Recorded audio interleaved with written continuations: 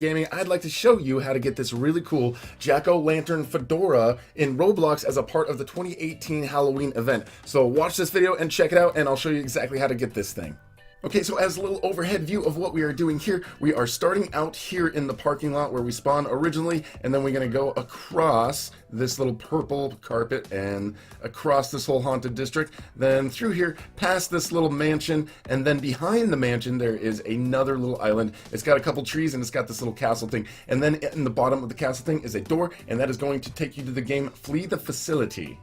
And back to the swampland entrance on ground level where we start out with all these videos. This is where you started out in the original spawn location, but you might be somewhere else. So from here, what you're going to do is you're going to go across this purple carpet as always. This is another one. We just go into the door from this teleport, and there's no mission inside the game. You just get this item for free just for teleporting, which I think is a really cool item to get for just kind of going across the map and finding a door.